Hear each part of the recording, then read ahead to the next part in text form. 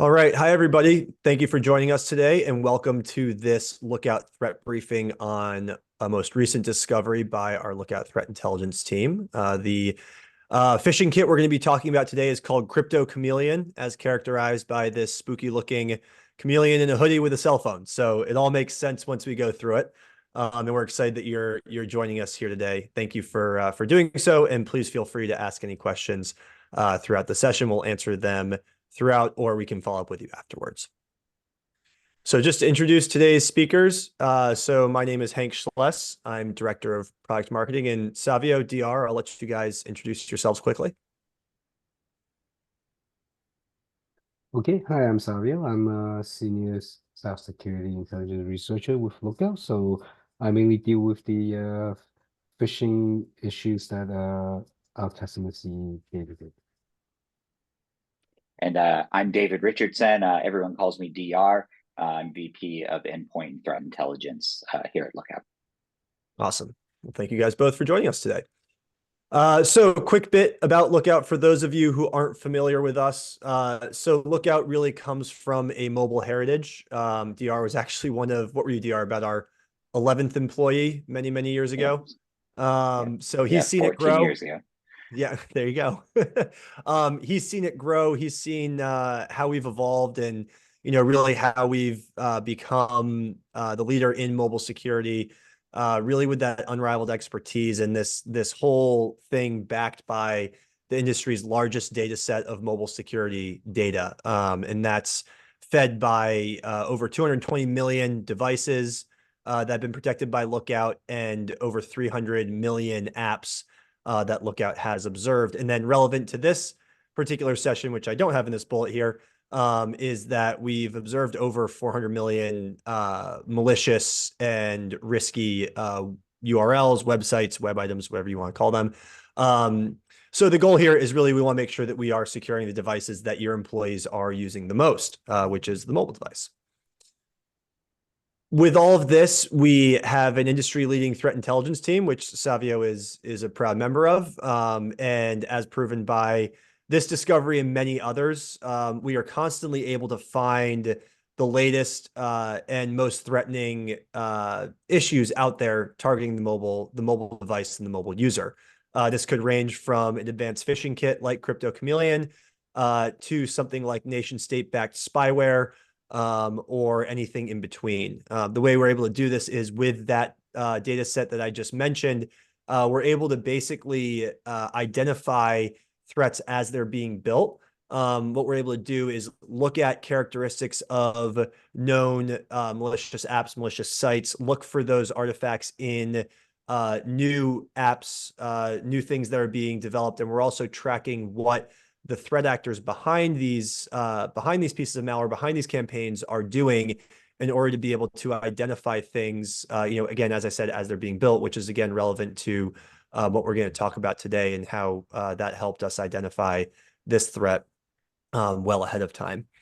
And then the last piece here is that, what type of data are you accessing from a mobile device? You're accessing cloud data. And so we see it as mobile being really the most vulnerable point of compromise to access cloud data. We're going to look at sort of that more modern kill chain and what that looks like these days and understand where the mobile device fits into that. So to really help make sure that we're not just protecting the device that's being used to access this data, but also the data itself, we have expanded into a secure services edge to really help protect that data. So if someone is successfully phished, then you have those safeguards in place to be able to protect the data, even if they are able to get past that step. So I mentioned it really briefly there just a second ago, but this idea of the modernized kill chain. So the way that we look at it, there are basically 5 steps. Some of these may seem familiar to that more traditional kill chain that Lockheed Martin put out, many years ago. But the way that we look at it is that things are evolving. So the first thing is that attackers, as they always have, are doing that recon, right? So it's changed because they're using public data sources to be able to understand what apps your teams are using, maybe who your head of IT is, so that they can impersonate that individual when contacting someone lower on the totem pole, or ahead of a support team when reaching out to a customer and pretending to be a member of that support team, basically gathering that data so that they can socially engineer these, their targets, these individuals, your employees, to fall for the attack that they're trying to carry out. The second piece of it really is that social engineering part. So by gathering that information and coming off as somebody who is familiar or is trustworthy, they're basically able to gain that trust, right? They're able to do things like use a combination of SMS messages and voice phishing to, reach out to the employee, pretend like they are the member of a support team or a help desk or whatever it may be. And this is one of the biggest ways that we see the bad guys getting around things like MFA, multi-factor authentication, and single sign-on solutions as well. So from there, once they've captured those credentials, once they've bypassed that MFA solution, they gain that initial access into the infrastructure. And this is really where the crossover into your cloud and private data starts to really come out, right? So they've moved from using the mobile device as the initial vector into now moving into your cloud apps and data. As we all know, that single sign-on is frequently the one point of authentication. So moving between apps, moving laterally, being able to identify and steal that data becomes a lot easier if they're doing it under the guise of being a legitimate employee. And then they basically have all sorts of ways of extorting, your company, whatever it may be, into paying a ransom, whatever it may be, and essentially exploit and extort your individual employees or your company as a whole. So that's what we see as the modern kill chain. And to sort of put it into something a little more, old versus new here, you're seeing that it used to be a number of steps for someone to deliver, whether it was a virus in an email or a phishing email or whatever it was. There were a number of steps to get from the bad guy to the employee, right? Nowadays, the threat actors can deliver banking Trojans, malicious text messages, malicious files, links, whatever it may be, through so many different aspects of the mobile device to so many of your employees at once that the odds of them successfully being able to get one of those people to fall for it are much higher than they were when they had all these steps to go through before. Now, obviously, you want your employees to be using mobile devices so that they are productive from anywhere, so that they can, get things done on the go. It's a part of our everyday lives. I mean, my phone is right next to me right here, right? We're all constantly connected. So this has been recognized. It's now really the preferred tactic, especially when you look at it in the context of that modern kill chain and the initial steps that are being used to basically create the guise that this individual is a legitimate employee and accesses your infrastructure without throwing any red flags. Yeah, and So when you go directly to the mobile device, you're able to circumvent many of the controls or visibility that an organization would typically have in place, right? By going, directly from SMS message to employee's phone number, you're bypassing, any corporate firewall, any secure email gateway, any, existing security solution that you might have in place. And, for many organizations that haven't deployed any sort of mobile threat defense solution or secure web gateway to extend it to mobile devices, they wouldn't have any visibility that any of that was occurring on those devices, if you were under this kind of attack. Exactly. Thank you, DR. So I think that's it for me for now, and I'll hand it over to DR and Savio. All right, sounds good. So let's talk about CryptoChameleon. First, we're going to talk a little bit about how we discovered it. The way that we discover things, is ultimately we are ingesting data from a ton of different sources every single day. So if any lookout user browses to a new site, we discover a new domain, we discover a new URL, we go and we analyze that through our automated machine learning techniques to try to classify whether or not this is a phishing or malicious site or not. We import third-party threat intelligence. We monitor all new domains as they get registered, all new SSL certs as they get generated.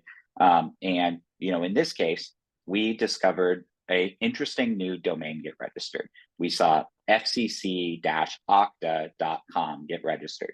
This is one character different from the legitimate FCC Okta login page. And it immediately triggered a bunch of different rules and patterns that we had put in place to try to automatically classify these types of domains. But furthermore, in addition to the fact that we, saw this domain register, we already knew a lot about this site and about the phishing kit that was deployed to it, because we had been tracking this threat actor for some time. So we had already been monitoring some of the command and control infrastructure in place, some of the whois information and other things like that. Savio will provide more insight in on a second here. And naturally, Lookout customers, they're protected from this site, actually even before it came online, because of some of the advanced automation we had put in place, as well as the tracking that was already in place for this threat actor, where any non-protected user who went to these sites could potentially have their credentials get stolen. And we'll talk more about it in a second here, but we were actually able to see some of the data that the attacker got access to, including things like usernames, passwords, photos of IDs, device reset URLs for like changing, resetting a password, bypassing MFA, those kinds of things. So let's look at the site. So the site itself, when you first land on it, if you were to go to fcc-octa.com while it was still up, of course, I'll say as a disclaimer here, do not go visit this site. It's not a good thing for you to do unless you really know what you're doing. You would see, the first thing that you would see is a CAPTCHA that was put in place. This is a legitimate CAPTCHA. It actually does require you to, if you access this through a VPN or you access it through certain traffic patterns that make you look like a bot, it's going to require you to actually complete a CAPTCHA. And this is something that that attackers put in place to prevent automated analysis. So it makes it harder for this site to be automatically classified as a phishing site. Once you pass the CAPTCHA, then you're brought to a page that looks like I would say, pretty darn good impersonation of the legitimate Okta page for the FCC. And, it asks for a username and password.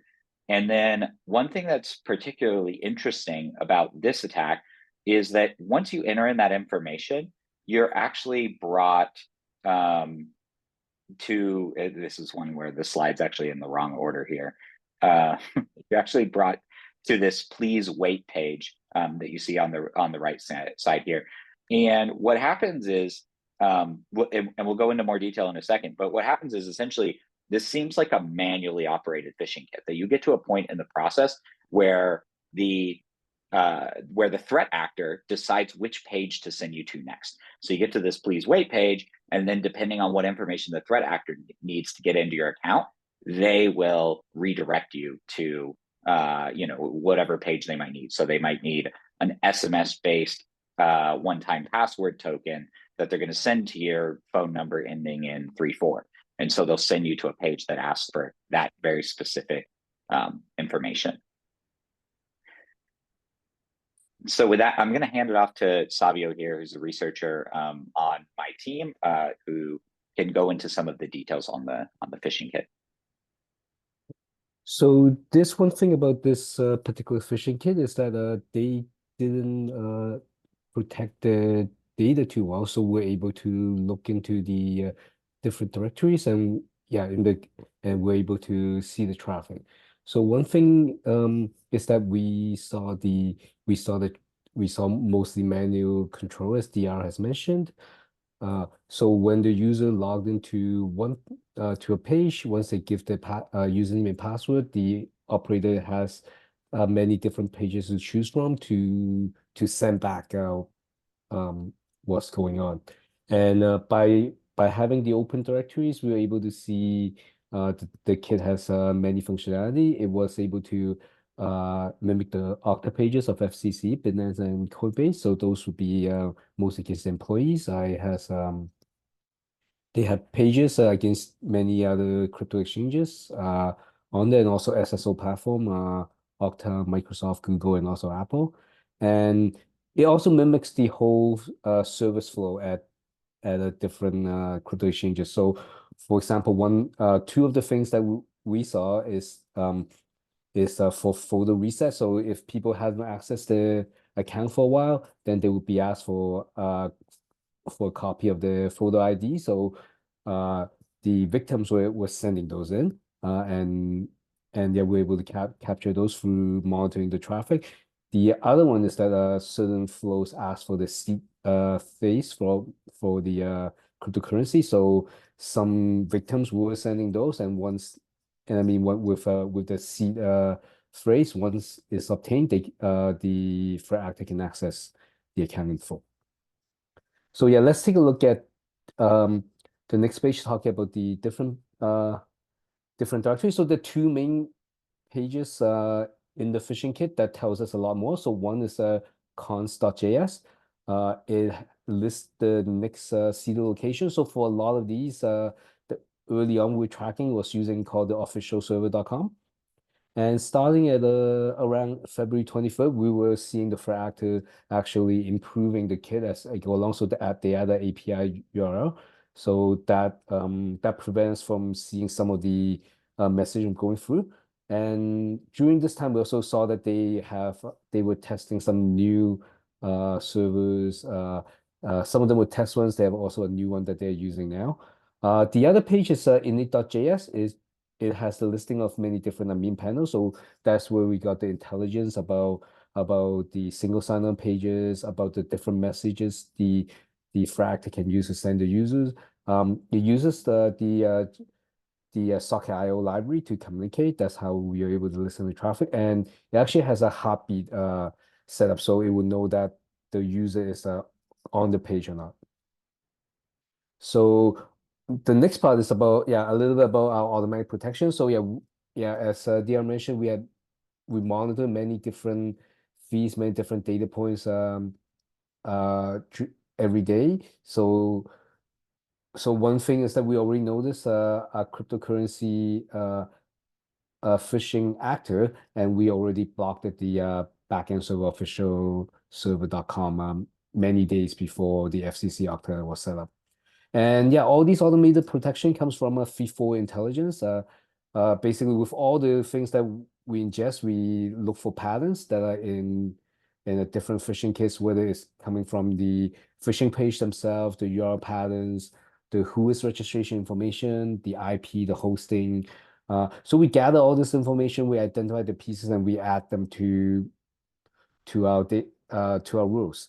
And any site, when we ingest it, when it hits the rules, it gets automatically classified. And as we classify new sites to protect customers, if new features comes out, then these are highlighted, and we add them so that as the threat actor evolves, the kit, or when they changes the features, we'll continue to track them and classify sites and protect our customers. So over to DR. Thanks. Yeah, thanks, Savio. So just to touch a little bit on the operator tactics here, and one thing that I want to mention here as well is, this is one of many phishing kits that we follow, created by one of many threat actors that we're tracking. The thing that made this become very interesting to us was some of the unique tactics that this operator was using, as well as the fact that they pivoted from exclusively targeting consumers trying to take over their accounts, trying to steal their cryptocurrency, to targeting employees at Coinbase and Binance, and then eventually employees at the FCC. So that obviously is a very interesting change in tactic, one that sort of sounds familiar to many security professionals around scattered spider. So we saw sort of a similar set of tactics that are emerging here. Although in this case, I do want to be clear, we do not believe that this group is directly associated with scattered spider. We saw enough differences in the phishing kit that was being used and in some of the other tactics that were in place, to say that we believe that this to be a distinct group, but maybe rather more of a copycat kind of actor. So let's go into a few details about what's unique about this. So first thing I want to stress is, Lookout customers were protected from this targeted threat before it even went live, because of a combination of the automation that we had in place, as well as the ruthless efficiency of tracking these threat actors and blocking all of the command and control infrastructure, tracking that infrastructure as it grows over time. And we were able to protect from this kind of targeted threat, even though there were anti-protection mechanisms in place, such as a CAPTCHA, because we were able to connect the dots between this and the threat actor who we were already tracking, as well as the fact that we were already blocking this command and control server that was used to harvest the data. The other thing that's unique here is, this is really like a perfect recreation of the Okta sign-in pages, for Coinbase, Binance, and the FCC.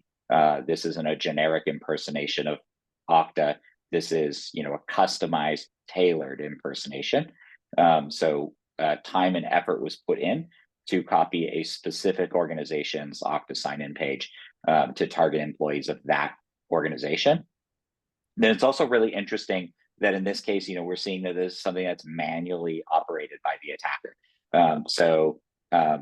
Essentially what appears to be happening here is the attacker is typing in the credentials that you're providing, that the victim's providing, into the legitimate Okta sign-in page in real time, and then they are seeing what they're being asked for next. And then depending on what they're being asked for next, they're redirecting the victim to a page that asks them for those for whatever that exact next step is. And in this case, we see that this attack was launched primarily via SMS and voice calls. So again, going straight to the phone number of employees or end users of these various impersonated services. And one thing that was really surprising to me, as we started to see really sensitive data flow through, as we mentioned earlier, things like photo IDs, front and back of someone's ID and a selfie, in some cases holding up a piece of paper that with today's date on it, and saying, pass for account recovery. These were users who were they had clearly been tricked. And we actually decided to reach out to some of these users, try to contact them.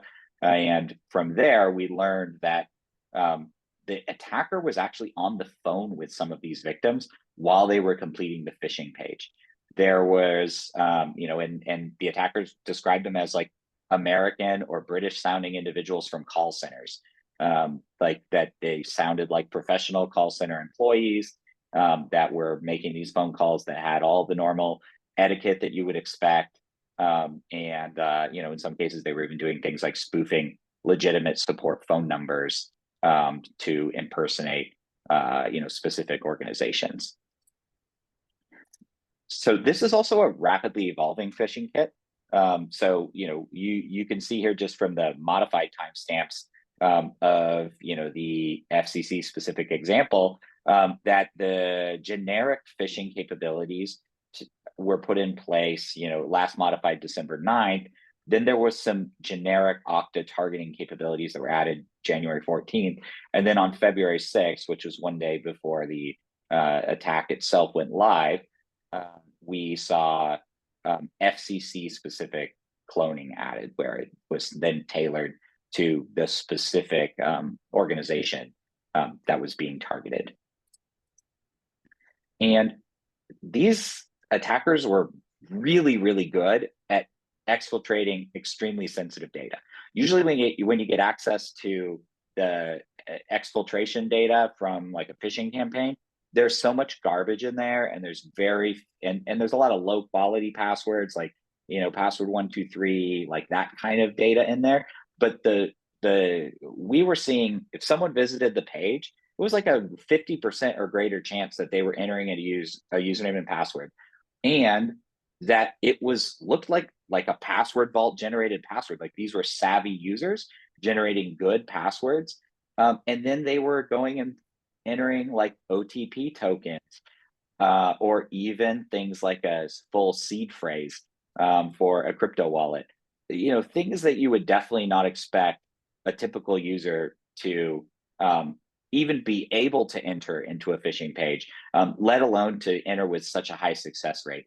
And we believe that they were so successful at this because of essentially the narrative story that they were weaving here. So if you go to the next slide here, it is essentially a combination of phone and SMS based phishing that's occurring here. So the victims that we talked to, most of them were Coinbase users who were victimized by this same phishing kit. And what would happen is they would receive either in a automated phone call from an 800 or an 888 number, or they would receive a text message, and they would essentially say something very similar. It would either say, it'd say something like, your account's been accessed from a new device in this case, like Salt Lake City, Utah. If this wasn't you, reply no to lock down your assets. And then, or in the automated phone call scenario, it'd be like, press 1 to allow, press 2 to block. And so, of course, that's something we have all received before from a bank. Did you just swipe your credit card here? Did you just spend $35 at this gas station? That kind of thing. So this is a completely normal interaction for you to say, yes, I did, or no, I didn't. And it seems totally harmless to say, no, I didn't do that. And then what happens is that's when, in the phone scenario, they say, okay, someone from our security team, this is still an automated message, someone from our security team will call you shortly to assist you in locking down your account. Also, a normal thing that happens with credit card fraud, right? Or in the case of the SMS-based attempts, you reply no, and they send you a phishing link to go and lock down your account. As I mentioned before, when we talk to victims, like they described, like as they were going through step by step, many of them, they received phone calls to help assist them through the process. And while they were on the phone with a real human on the other end who is helping them, secure their account, they're sending them a link to a page that, is a phishing page, but you're distracted, you're on the phone, think your account's already been compromised. So you're trying to move as quickly as you can to kind of fix the situation. You click on that link, you're not necessarily paying as close attention as you would. And you get to a very good phishing page. And some of the steps here, like if you look at the screenshot on the right here, it actually says it says that you're going to receive an email and to copy the link from that email and paste it in here. I mean, that's a complicated step for most users to follow. And the only reason why they're as successful at this as they are is because of the fact that they've got that direct one-to-one communication with that phone call with the user, where they're able to help walk them through that process. And it's not the person on the other end of the phone asking for the password, it's the person on the other end of the phone verifying their identity by having them go through an extremely convincing phishing site, which is a somewhat normal process, for us to go through. I'm sure we've all experienced a support flow like that, where at some point, hey, I need to verify your identity. I'm going to text you something. I'm going to text you a link or something like that. And the other thing that was interesting is the narrative detail, like the fact that the device, for example, if you're an iPhone user, they would tell you an Android device in Salt Lake City. Or if you're an Android user, they would tell you an iPhone in Salt Lake City. Or if you lived in Salt Lake City, they'd tell you Burbank, California. This is all customizable, and the narrative flows through from the automated voice call that you get, the text message that you get, the phishing page itself, and the person on the other end of the phone. They're all saying the same story to you. So it all seems perfectly connected together, and they're using that to build trust. So that all of these things seem legitimately connected.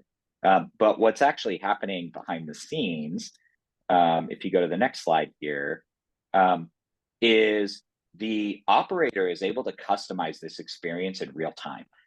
So for example, if they need a SMS message, or if you're going to receive a one-time password via SMS, they can say, okay, it was sent to a phone number ending in 34, and it should be a 7-digit code.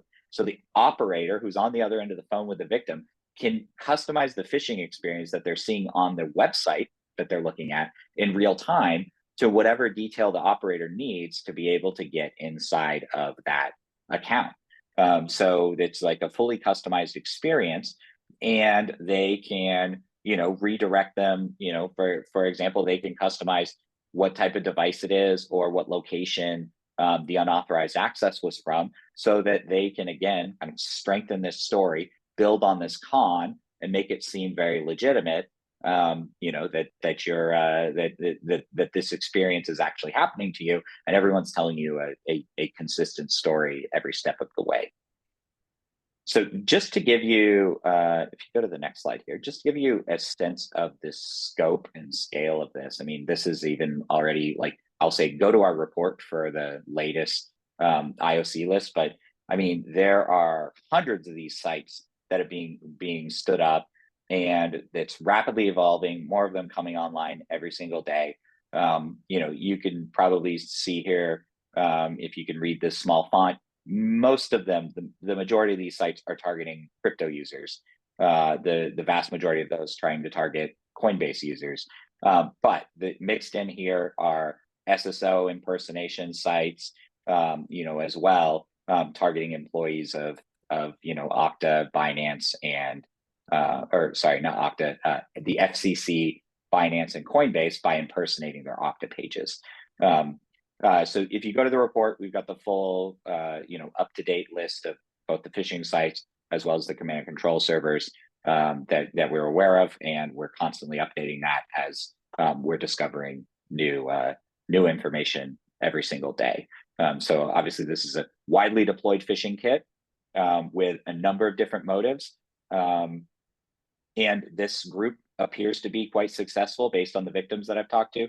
I've seen evidence to suggest that they've been able to steal upwards of $50,000 from individual users. And that's just a single victim. And we've seen hundreds of victims just from the exfiltration data that we were able to access. We've seen, that there are hundreds of victims that have, unfortunately fallen victim to this very, very sophisticated, I would say very sophisticated social engineering attempt. One thing that I think is really interesting about all of this is there was no exploit triggered anywhere here. Like there's no security vulnerability that's being exploited to gain access, to move laterally, any of those kinds of things. Like that's not what's happening here. It's only the humans. The humans are being exploited by being tricked to do things that they normally wouldn't do, to give up credentials and other information so that attackers can go and easily bypass and take over their identity, essentially, whether that be their personal identity to access their funds or their corporate identity to access whatever data they can legitimately access. So this, I think, perfectly maps to what Hank was talking about earlier around this idea of the modern kill chain, where it's ultimately about socially engineering users to be able to take over their accounts, get the access that they legitimately have access to, move laterally within the organization from there, and exfiltrate and eventually get to the ransom step. All right, awesome. Thank you, DR. Thanks for breaking that down. Thank you, Savio, for the more technical side of it.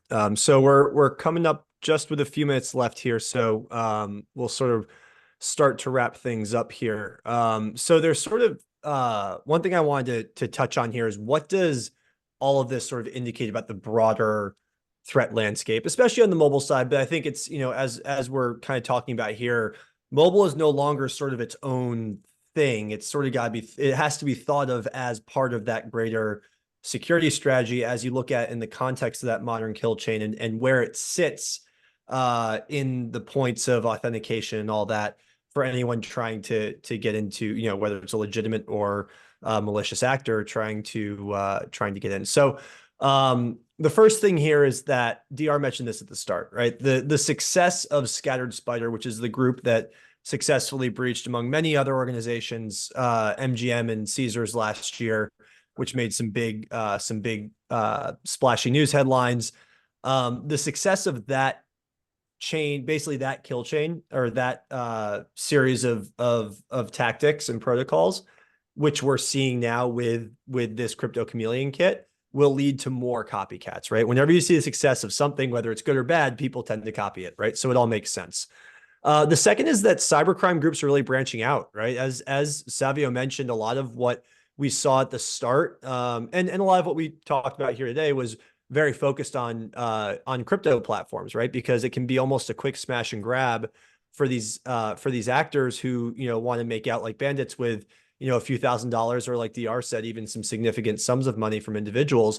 So they're starting to understand that those same tactics, again, can be used to target the enterprise, as we saw with the fact that the FCC was targeted, the employees that were targeted. We saw, impersonations of, like DR mentioned, the actual Coinbase employee login pages, things like that, where it's not just targeting consumers anymore. They're really moving to where there's more value, which is that enterprise data. And like I mentioned at the start of this slide, is really these modern phishing kits want to target, or are being built to target, mobile, because we use mobile as, you know, the key second form of authentication. Whenever we log into, our own corporate, whether it's Okta or whatever you use, if you want to either verify it, you get that notification on your phone when it gets pushed, or if you're logging into something, like for example, like a crypto platform. I did the same last week when, Bitcoin was going like crazy. I wanted to go look at how my various, assets were doing. I logged in and went to the authenticator that I use, got the six number code, and there you go. So it's such a key part of telling someone, yes, this is really me, because the mobile device is so much a part of who we are, and so much a part, like it's there all the time. It's next to us when we fall asleep at night. It's there when we wake up in the morning, and it's in our pocket all day long. So you can understand why mobile is really becoming the key target for those initial couple steps in these attacks. Second to last one here is that the combination of voice and SMS phishing is really becoming the norm. It used to be something that we would see in these sort of more sophisticated, groups that really wanted to put more, had maybe a little more money backing them, or, they were just kind of okay with taking a little more time. Now it's really becoming normal, right? Getting that combination that DR mentioned of, reply N if you did not access, your account from Salt Lake City, Utah, and we'll give you a call. And then suddenly you get a call from an unknown number, which of course we all ignore these days, but if you're expecting it, then you'll actually pick it up. And on the other end is somebody who sounds, perfectly, they basically hire native English speakers that sound like, US or UK based professionals. And that's, again, becoming a norm. It's not crazy. So it's just interesting that we're seeing this one particular use case as an indicator of broader things happening across the greater mobile threat landscape. So last thing we'll leave you with is how Lookout can help. So the first one is this, which is a free, it's a mobile phishing risk assessment. So basically, in order to set this up, you would contact us, and a member of our engineering team would work with you. And there are basically two levels of this. So what you do is that you work with our team, and you can run simulated phishing tests via SMS. And the cool thing is that you can kind of do two levels of it, right? And again, it's all the same. It's all just basically a free assessment on your part, where you can do sort of a lower touch one, where you just send them a link, send them a link from an unknown number that maybe says, hey, thanks for showing up at the conference. Tap this link to get your free drink, right? A lot of us are going through company or sales kickoffs right now, so maybe that's something you would do.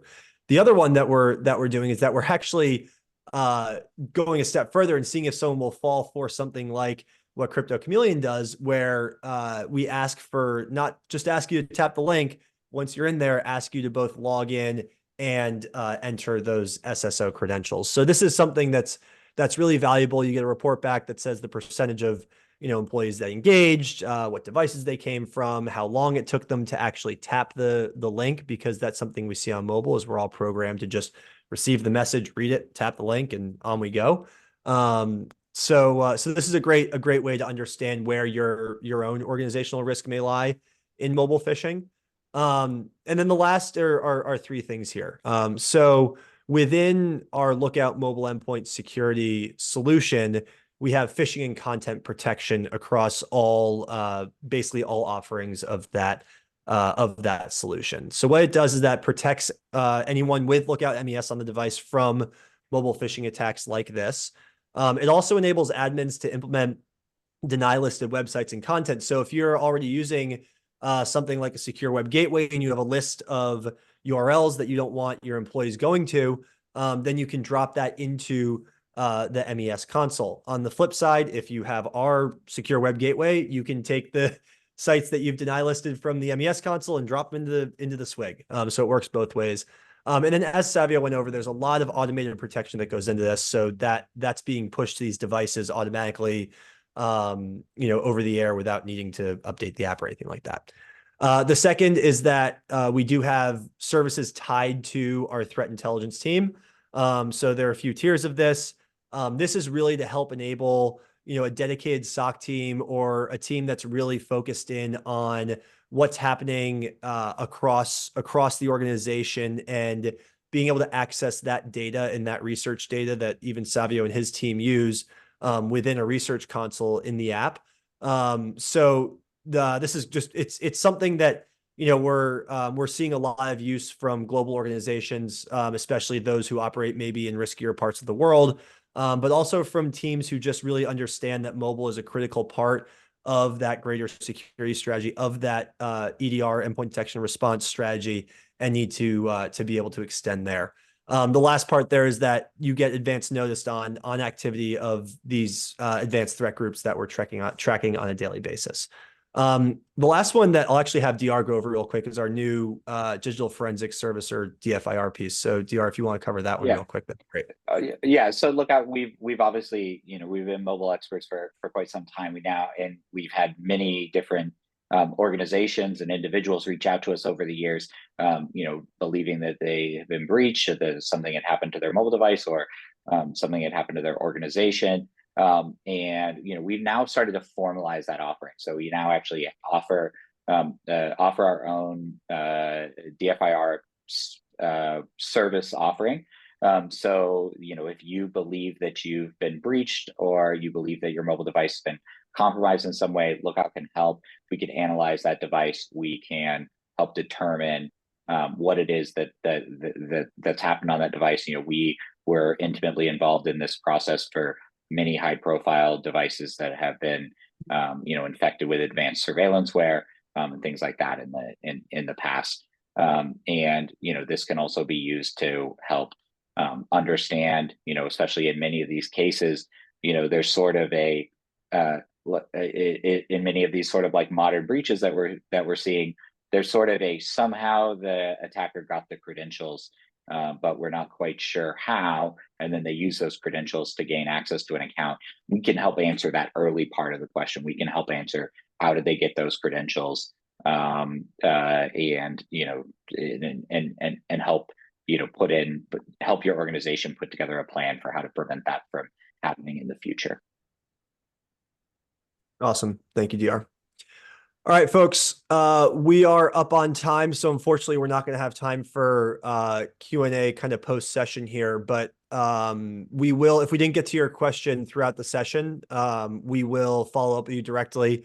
Also, please feel free to reach out to us with any questions. Like DR mentioned, there is a technical blog that we wrote on the Lookout Threat Lab. So if you go to lookout.com, you'll see there's a little button in the top right that says Visit Threat Lab, and you'll see the CryptoChameleon link right there. So please do have a look at that. Again, thank you all for joining us. Thank you, DR and Savio, for being on. And thanks, everyone. Hope you have a great rest of the day. Thanks, everyone.